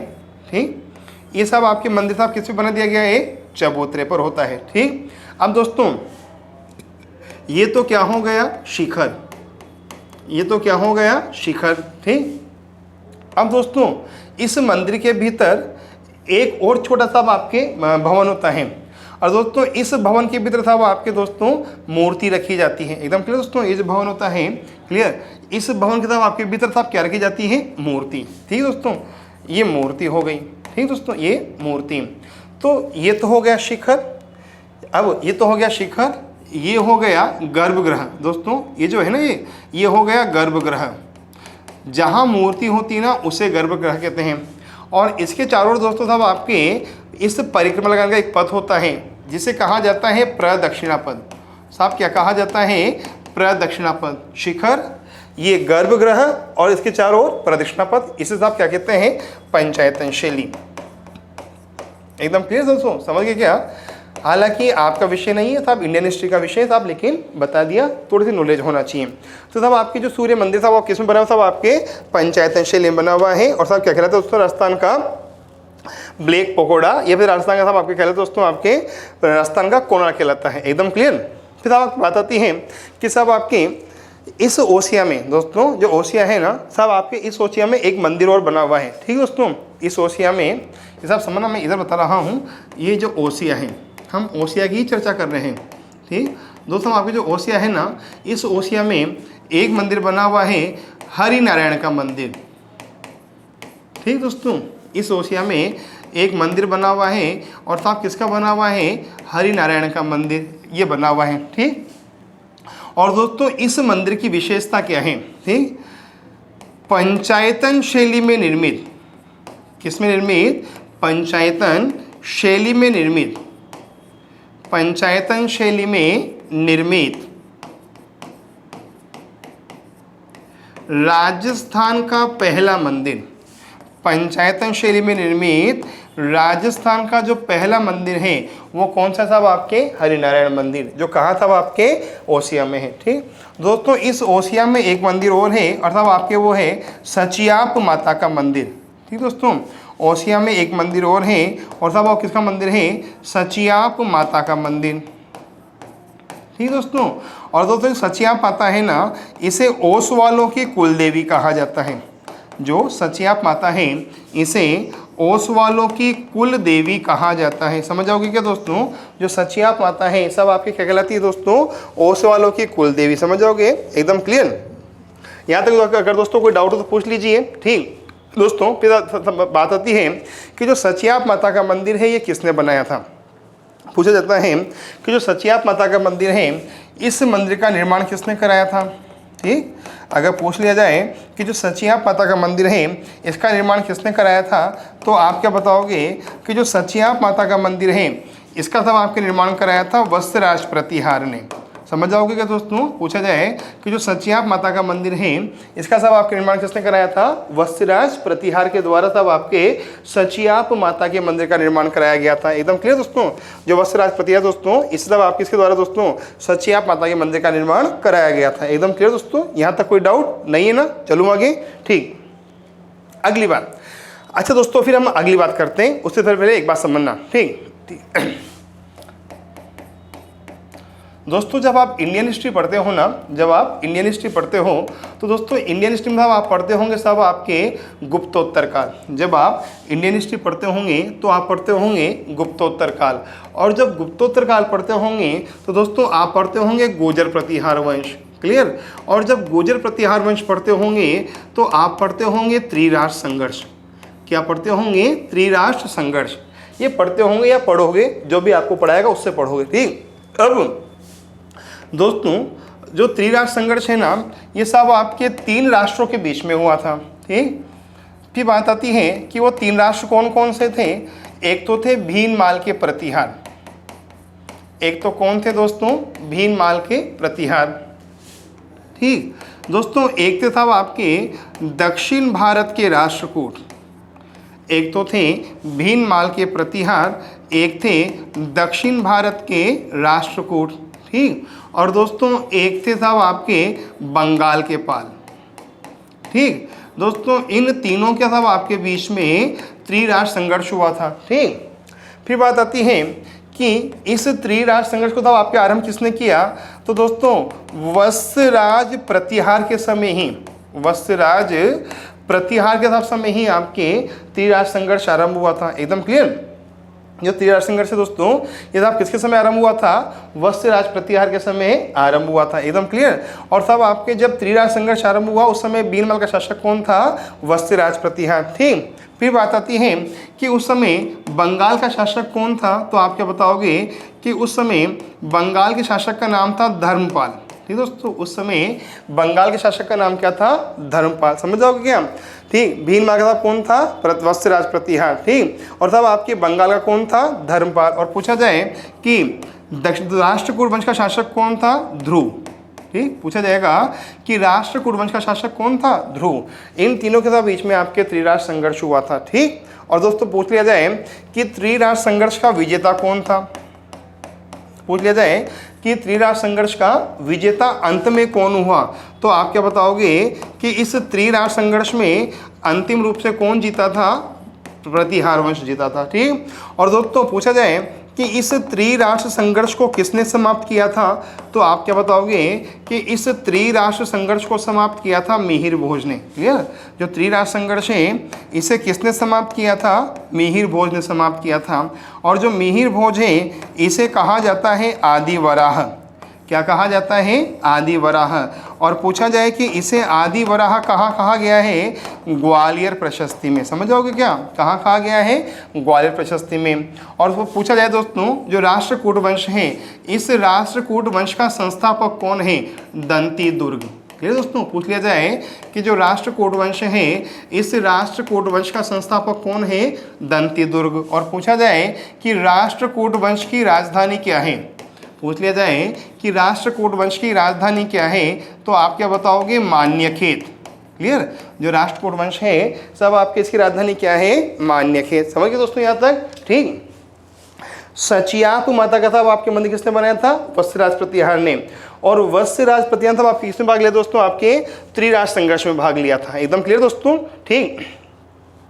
यहाँ तक साहब आपके कोई डाउट हो तो आप पूछ लीजिए। ठीक। नहीं है चलो आगे बात करते हैं। फिर नहीं है तो अच्छी बात है दोस्तों, डाउट होने पे नहीं चाहिए बिकॉज आप सब बहुत अच्छे विद्यार्थी हो। ठीक। फिर अब बात आती है कि साहब आपके जोधपुर में और क्या है, तो आप क्या बताओगे कि साहब आपके जोधपुर में एक स्थान है और उसका नाम है माचिया सफारी पार्क। ठीक दोस्तों? जोधपुर में साहब आपके स्थान है उसका नाम क्या है? Machia safari park. ठीक। और दोस्तों आपके जो माचिया सफारी पार्क है ना इसे वर्तमान में बायोलॉजिकल पार्क। क्लियर दोस्तों? इसे वर्तमान में बायोलॉजिकल पार्क के नाम से भी जाना जाता है। क्लियर दोस्तों? इसे वर्तमान में बायोलॉजिकल पार्क के नाम से भी जाना जाता है। ठीक। और दोस्तों ये जो बायोलॉजिकल पार्क है ये 20 जनवरी 2016 को राष्ट्र को समर्पित किया गया था। अर्थात इस माचिया सफारी पार्क में एक बायोलॉजिकल पार्क बनाया गया है जो 20 जनवरी 2016 को सभी के लिए खोल दिया गया है। एकदम क्लियर दोस्तों? यहाँ तक कोई डाउट? ठीक दोस्तों चलो आगे। ठीक।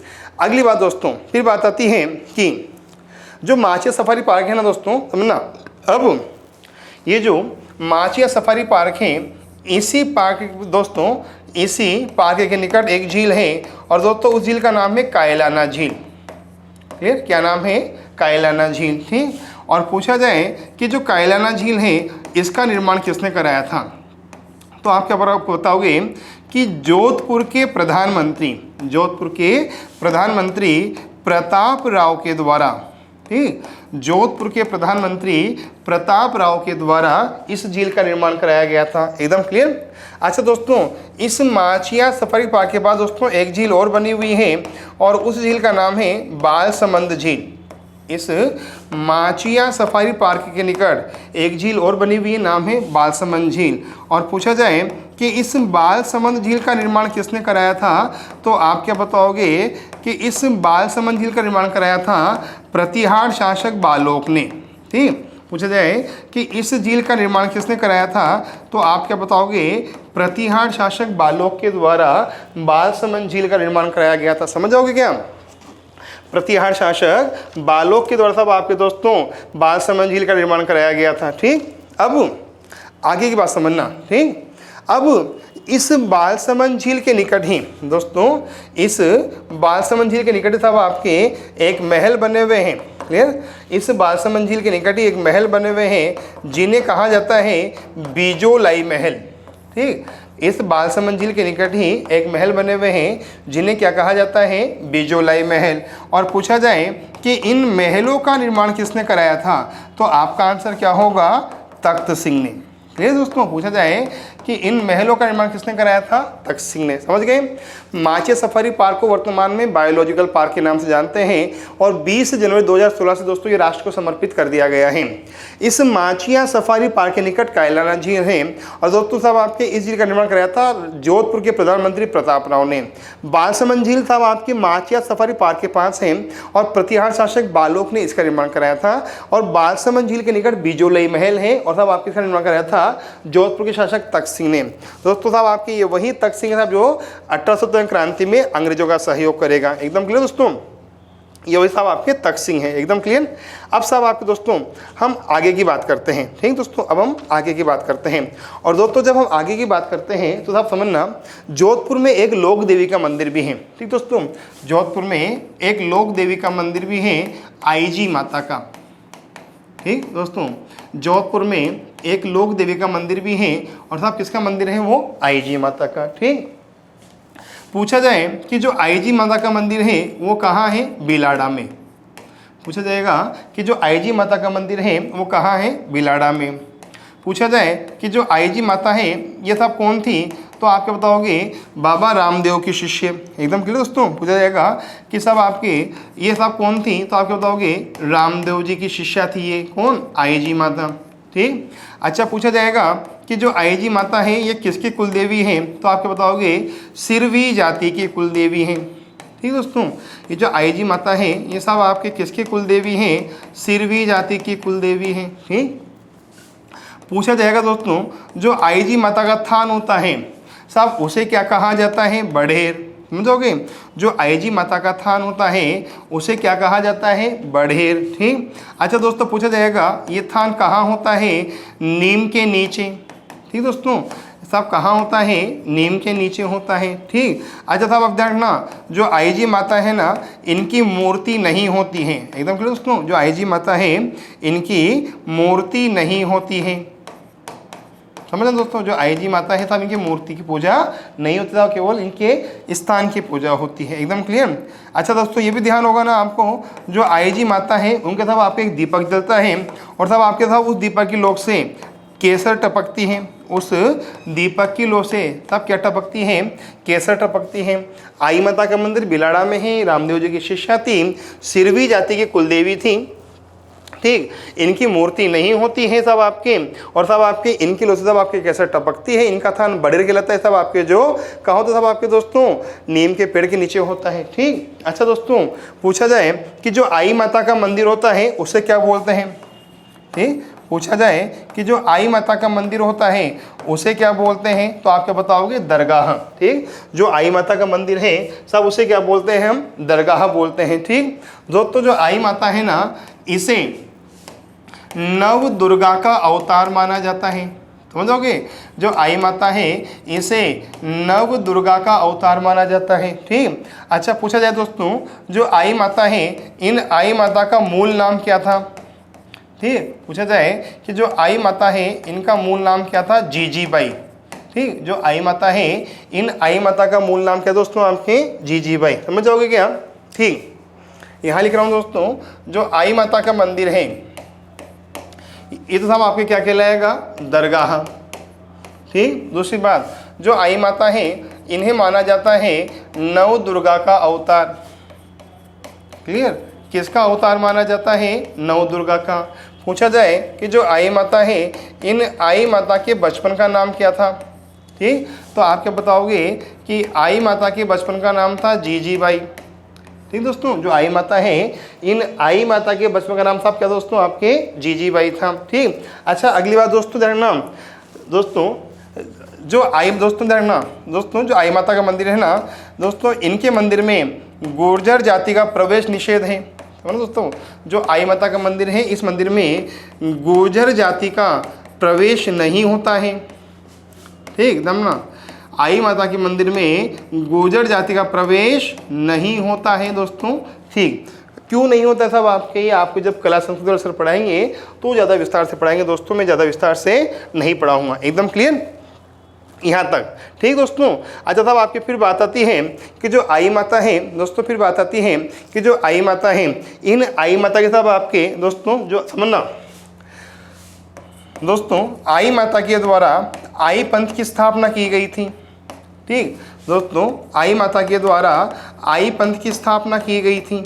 ठीक, और पूछा जाएगा कि जो आई पंथ है इसका प्रतीक, अच्छा पूछा जाएगा कि जो आई पंथ है इस आई पंथ के कितने नियम हैं, तो आप क्या बताओगे 11 नियम हैं। ठीक, अच्छा पूछा जाएगा कि जो आई माता है इन आई माता का वाहन क्या होता है। ठीक, पूछा जाएगा आई माता का वाहन किसे माना गया है, तो आप क्या बताओगे बेल को आई माता का वाहन माना गया है। बेल को आई माता का वाहन माना गया है, समझ जाओगे क्या। जोधपुर में साहब आपके आई माता का मंदिर है, बिलाड़ा में है, रामदेव जी की शिष्या थी, सिरवी जाति के कुलदेवी है, सिरवी साहब आपके राजपूतों की एक जाति है। आई माता का थान बडेर कहलाता है जो नीम के नीचे होता है। आई माता की मूर्ति की पूजा नहीं होती है, इनकी लो से केसर टपकती है, मंदिर को दरगाह कहते हैं, आई माता को नवदुर्गा का अवतार मानते हैं। इनका साहब आपके मूल नाम, दोस्तों इनका साहब आपके मूल नाम जीजीबाई था। इन्होंने आई पंथ की स्थापना की थी। आई माता के मंदिर में गुर्जर जाति का प्रवेश निषेध होता है। आई माता के साथ मंदिर में गुर्जर जाति का प्रवेश क्या होता है साहब आपके निषेध होता है, अर्थात यहाँ गुर्जर जाति का प्रवेश नहीं किया जाता है। ठीक, और दोस्तों इन्होंने आई पंथ की स्थापना की थी। इनका वाहन साहब आपके बेल होता है, नियम होते हैं 11। ठीक, अच्छा फिर बात आती है कि अगर आई माता ने आई पंथ की स्थापना की थी तो आई पंथ के प्रथम दीवान कौन थे। ठीक, पूछा जाए कि आई पंथ के प्रथम दीवान कौन थे, तो आप क्या बताओगे गोविंददास राठौड़। आई पंथ के प्रथम दीवान कौन थे, गोविंददास राठौड़। और पूछा जाए कि आई पंथ के वर्तमान दीवान कौन है। ठीक, आई पंथ के वर्तमान दीवान कौन है, तो आप क्या बताओगे कि वर्तमान में आई पंथ के दीवान है माधो सिंह। ठीक, वर्तमान में साहब आपके जो आई पंथ है साहब आपके इसके दीवान कौन है साहब आपके माधो सिंह हैं। एकदम क्लियर, समझोगे दोस्तों यहाँ तक तो। ठीक, फिर साहब आपकी बात आती है, इसके अलावा दोस्तों हम बात करते हैं जोधपुर में और क्या है। ठीक दोस्तों, फिर बात आती है कि जोधपुर में और क्या है। तो साहब आपके बताओगे कि जोधपुर में एक संस्थान है और उसका नाम है केंद्रीय शुष्क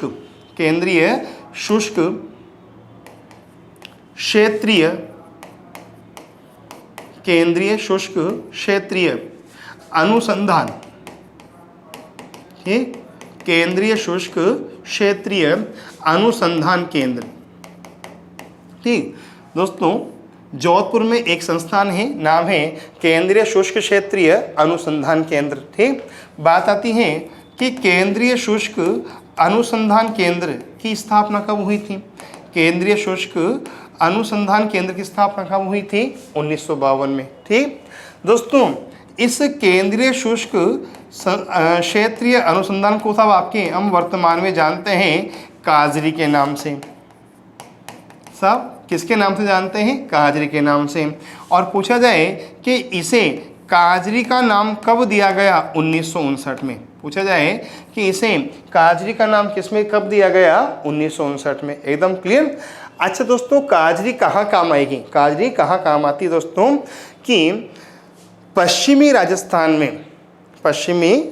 में वनों के विस्तार, भूगर्भ, इनके विषय में साहब आपके जो रिसर्च किया जाता है वो काजरी के द्वारा किया जाता है। ठीक, अच्छा दोस्तों देखो, काजरी की मैं आपको दो सबसे बड़ी उपलब्धियां बताता हूँ दोस्तों।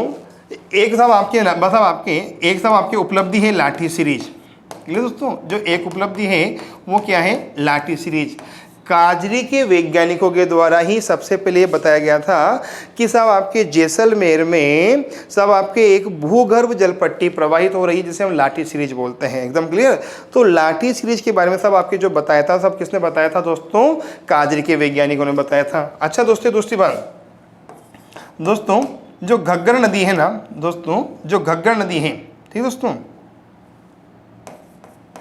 ये घग्गर नदी दोस्तों, ये घग्गर नदी साहब आपके प्राचीन लुप्त सरस्वती है। ठीक है दोस्तों, जो घग्गर नदी है ना, यही क्या है, प्राचीन लुप्त सरस्वती नदी, अर्थात सरस्वती नदी के प्रवाह क्षेत्र में क्या बह रही है, घग्गर।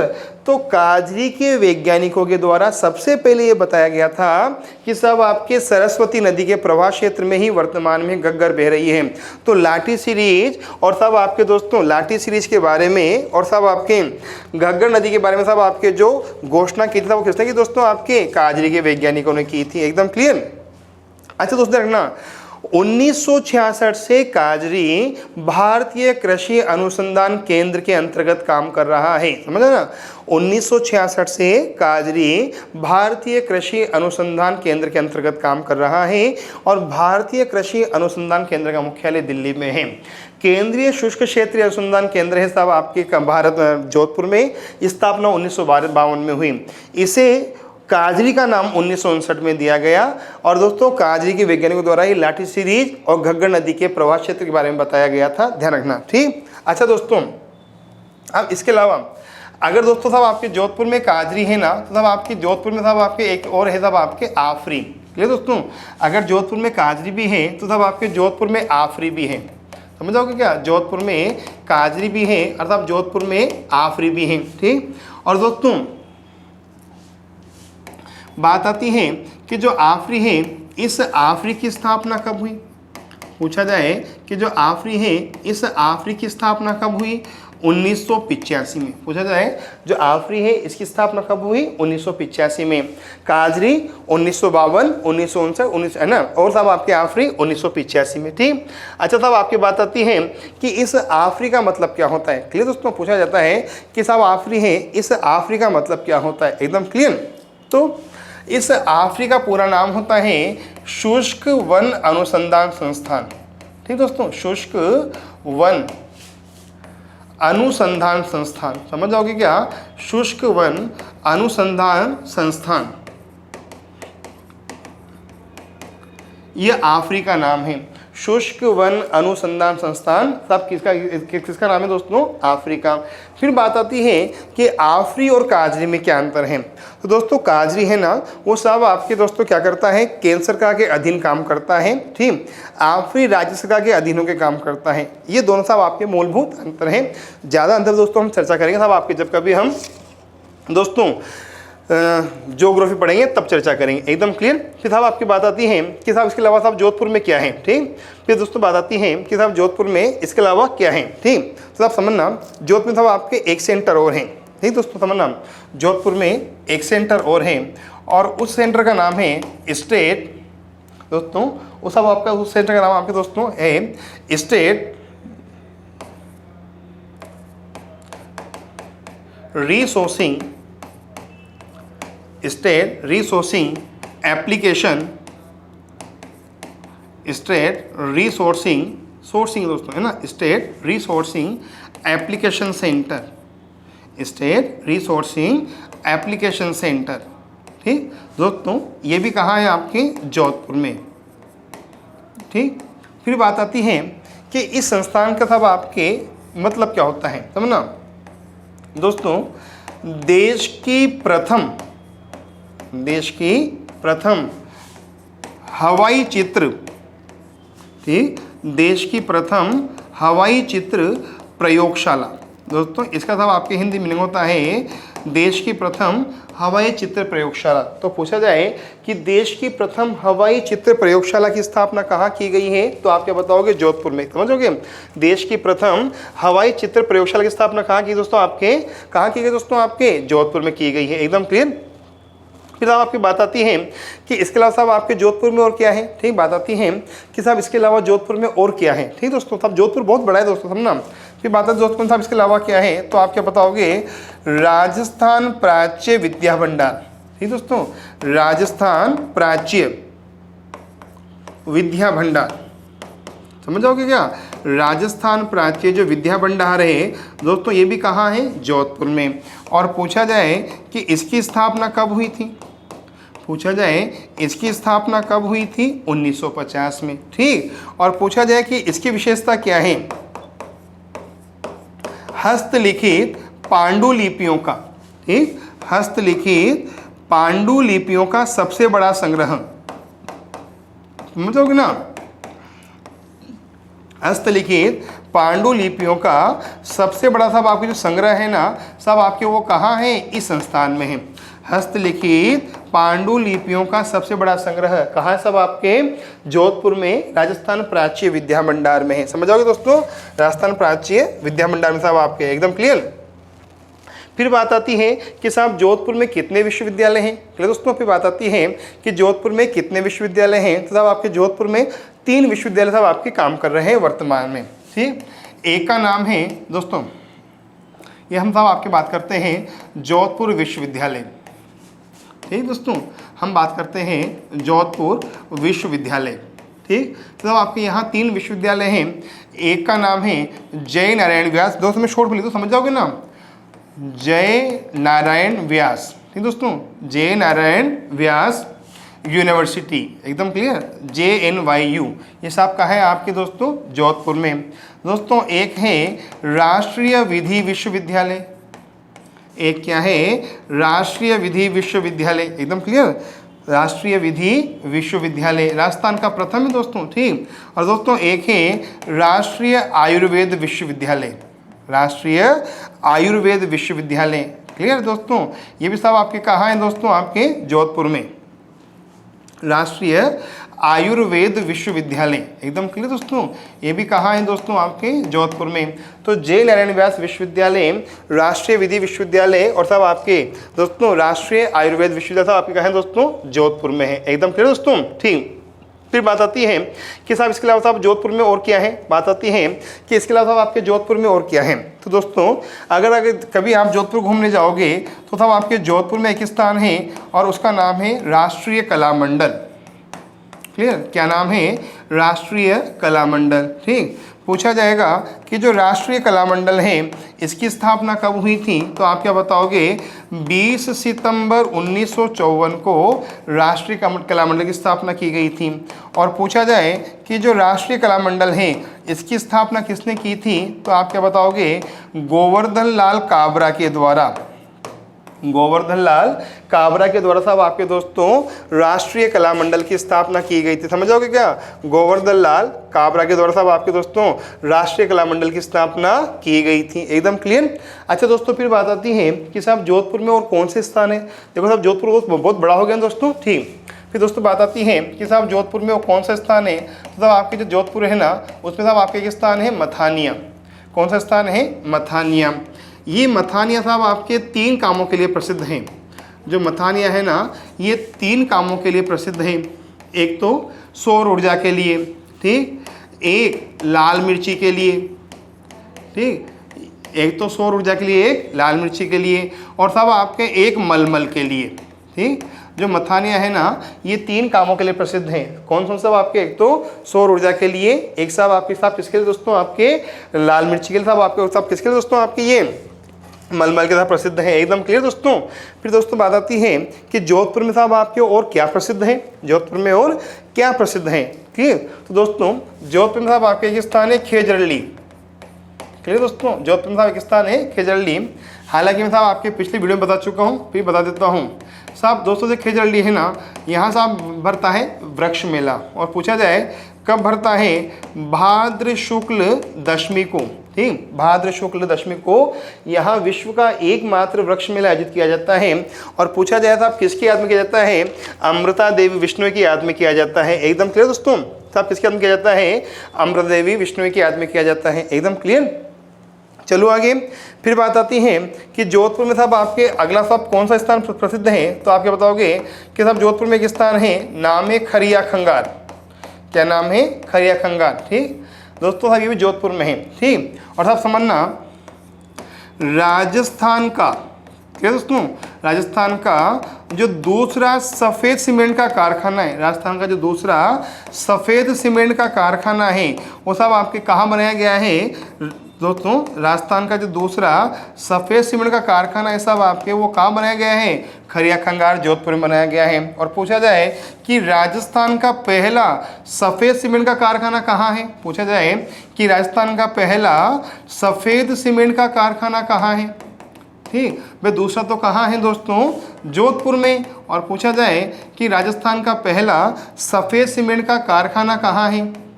ठीक, तो आप क्या बताओगे कि राजस्थान का साहब आपके जो पहला सफ़ेद सीमेंट का कारखाना है वो है गोटन, और गोटन कहाँ आता है, नागौर में। कहाँ है, गोटन, और गोटन कहाँ आता है, नागौर में। तो खरिया खंगार में साहब आपके राजस्थान का दूसरा सफ़ेद सीमेंट का कारखाना प्रसिद्ध किया गया है, एकदम क्लियर दोस्तों। ठीक, फिर साहब आपकी बात आती है दोस्तों कि जोधपुर में और भी कुछ प्रसिद्ध है क्या, और भी कोई स्थान है क्या, तो सब दोस्तों हैं। ठीक, फिर बात आती है और क्या है, तो आपके दोस्त जोधपुर में एक स्थान है, नाम है बेंगटी। क्लियर, क्या है, बेंगटी। क्लियर, पूछा जाएगा दोस्तों कि जो बेंगटी है ना ये किस तहसील में आता है, फलोदी तहसील में। क्लियर, किस तहसील में आता है, फलोदी तहसील में। और दोस्तों लोक देवता हड़बूजी की जो गाड़ी है, लोक देवता हड़बूजी, क्लियर दोस्तों, जो लोक देवता हड़बूजी हैं दोस्तों साहब, इनकी जो गाड़ी है ना सब आपकी वो सब कहाँ है, सब आपके बेंगटी में है। एकदम क्लियर, सब आपकी जो बेंगटी है ना ये सब आपके लोक देवता हड़बूजी की गाड़ी के लिए प्रसिद्ध है। समझ जाओगे दोस्तों, जो बेंगटी है ये लोक देवता हड़बूजी की गाड़ी के लिए प्रसिद्ध है। ठीक, अच्छा साहब आपकी फिर बात आती है कि जोधपुर में और कौन सा स्थान है, तो आपके जोधपुर में एक स्थान है भदवासिया। जोधपुर में एक स्थान है भदवासिया। ठीक, और दोस्तों भदवासिया में राजस्थान की प्रथम, भदवासिया में राजस्थान की प्रथम हाईटेक जीरा मंडी, भदवासिया में राजस्थान की प्रथम हाईटेक जीरा मंडी की स्थापना की गई है। समझोगे क्या, भदवासिया में सब आपके राजस्थान की प्रथम हाईटेक जीरा मंडी की स्थापना की गई है। एकदम क्लियर है दोस्तों। ठीक, चलो आगे दोस्तों, एकदम क्लियर दोस्तों यहाँ तक तो। ठीक, फिर बात आती है कि इसके अलावा सब आपके जोधपुर में और कौन सा स्थान प्रसिद्ध है, इसके अलावा जोधपुर में और कौन सा स्थान प्रसिद्ध है, तो साहब समझना जोधपुर में एक गांव है पालगांव। ठीक, जोधपुर में एक गांव है पालगांव। ठीक, और दोस्तों ये पालगांव प्रसिद्ध है क्योंकि साहब आपके यहाँ राजस्थान की पहली फिल्म सिटी, दोस्तों जो पालगांव है ना ये प्रसिद्ध है साहब क्योंकि यहाँ राजस्थान की पहली फिल्म सिटी की स्थापना की गई है। समझ जाओगे क्या, जो पालगांव है सब आपके यहाँ राजस्थान की पहली फिल्म सिटी की स्थापना की गई है। समझ जाओगे क्या, राजस्थान की तब आपके जो पहली फिल्म सिटी की स्थापना साहब कहाँ की गई दोस्तों, आपके पालगांव में की गई है। एकदम क्लियर। फिर बात आती है कि इसके अलावा साहब जोधपुर में साहब आपके एक स्थान और है। क्लियर, और दोस्तों उसका नाम है नारवा खींचियान। ठीक दोस्तों, जोधपुर में एक स्थान और है उसका नाम है नारवा खींचियान। ठीक, जोधपुर में एक स्थान है, नाम है नारवा खींचियान। ठीक, और पूछा जाए कि साहब यहाँ क्या है, तो आप क्या बताओगे कि नारवा खींचियान में राजस्थान का दूसरा, नारवा खींचियान में राजस्थान का दूसरा जर्म प्लाजा। क्लियर, नारवा खींचियान में राजस्थान का दूसरा जर्म प्लाजा केंद्र स्थापित किया गया है। क्लियर, राजस्थान का साहब आपके जो दूसरा जर्म प्लाजा केंद्र है इसकी साहब आपकी स्थापना कहाँ की गई है, नारवा खींचियान में। और पूछा जाए कि राजस्थान का पहला जर्म प्लाजा केंद्र कहाँ है, तो आप क्या बताओगे, बस्ती में। राजस्थान का पहला जर्म प्लाजा केंद्र कहाँ है, बस्ती में। समझोगे, नारवा खींचियान जोधपुर में है और साहब आपके यहाँ राजस्थान का साहब आपके दूसरा दोस्तों जर्म प्लाजा केंद्र स्थापित किया गया, जो कि पहला कहाँ है दोस्तों, आपके बस्सी में है। एकदम क्लियर दोस्तों। ठीक, अच्छा फिर बात आती है कि साहब इसके अलावा साहब आपके जोधपुर में एक स्थान है सालावास। क्या स्थान है, सालावास। ठीक, और दोस्तों आपके सालावास है ना ये साहब आपके प्रसिद्ध है दरियों के लिए। क्लियर दोस्तों, जो साहब सालावास है साहब ये प्रसिद्ध है हस्त निर्मित दरियों के लिए। क्लियर, सब आपके जो सालावास है ना सब आपके ये प्रसिद्ध है हस्त निर्मित दरियों के लिए। समझ जाओगे क्या। ठीक, और पूछा जाए कि यहाँ हस्त निर्मित दरियाँ किसके द्वारा बनाई जाती हैं, प्रजापत समाज के द्वारा यहाँ हस्त निर्मित दरियाँ बनाई जाती है। एकदम क्लियर दोस्तों। ये थे दोस्तों आपके जोधपुर के महत्वपूर्ण स्थान जिनके बारे में हम चर्चा कर चुके हैं। ठीक, समझ जाओगे दोस्तों। ठीक, मेहरानगढ़ दुर्ग समझ जाओगे अच्छी तरह। ठीक, इसके बाद ये था दुर्ग की विशेषताएं। ठीक दोस्तों, श्रृंगार चौकी हो गई थी, ये जसवंतथड़ा आपके सामने, स्क्रीनशॉट ले लो आराम से। ठीक, मंडोर की पूरी विशेषताएं, ओसिया की पूरी विशेषताएं। ठीक है दोस्तों, ये पंचायतन शैली, ये ओसिया किताब आपके बारे में, सचिया माता का मंदिर, त्रिराज संघर्ष मैंने आपको बता दिया है, माचे सफारी पार्क है, कायलाना झील है, बालसमंद झील है, बिजोला महल है। ठीक, आईजी माता के बारे में बता दिया है, केंद्र शुष्क काजरी आफरी के बारे में बता दिया है। ठीक, और तब आपके अन्य संस्थानों के बारे में आपको बता दिया है। तो दोस्तों ये था जिला जोधपुर और जोधपुर के स्थान। दोस्तों जोधपुर अभी बाकी है, अगले वीडियो में दोस्तों मैं जोधपुर की सांस्कृतिक विशेषताओं और ऐतिहासिक हस्तियों के बारे में चर्चा करूंगा। जोधपुर पढ़ेंगे, धैर्य के साथ पढ़ेंगे और आप इसी प्रकार आपका धैर्य हमारे साथ बनाए रखिए। ठीक, हम नियमित रूप से आपके साथ जुड़े रहेंगे और दोस्तों आपका प्यार, आपका स्नेह इसी प्रकार काव्य के साथ बनाए रखिए। दोस्तों आज की वीडियो में इतना ही। Thank you so much.